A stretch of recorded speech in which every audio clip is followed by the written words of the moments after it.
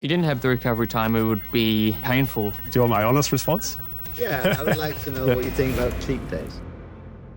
Recovery is very important for a Formula One driver. Our biggest recovery strategies are nutrition, sleep, and light exercise. The most important part of recovery for me, simply trying to do nothing and just having 1-2 days just to take a break and be with your friends. Sometimes I'm not at all physically tired, I'm just mentally drained. Kind of got to figure out what works best for you.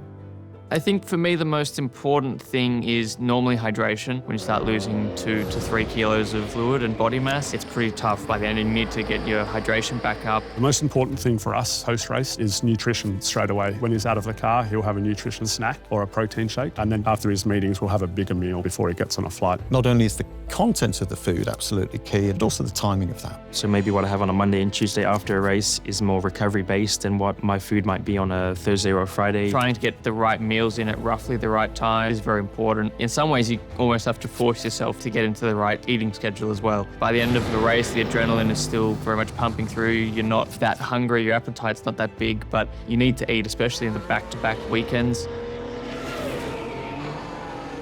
Recovery is something that we spend a lot of time on to make sure that he can recover after the physical demands of a race and then start to get ready for the following weekend. We normally take 2 days for our post-race recovery, particularly if it's a hot or a really physical track. Tuesday will start blending into a preparation day. You kind of have to shift pretty quickly. If you've got a weekend off in between, you can kind of have another day of recovery or just get into a nice training block. This affects your ability to perform at the correct level through a whole season. Cheat days.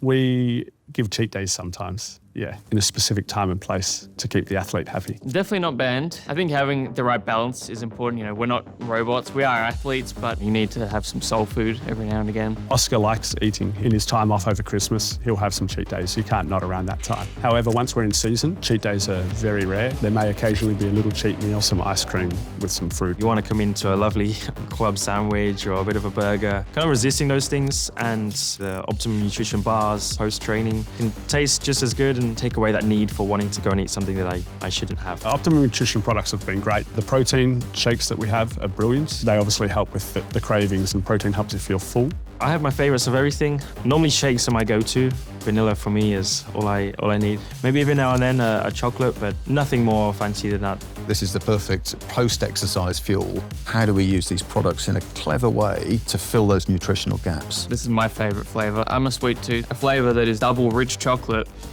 That sounds pretty good to me.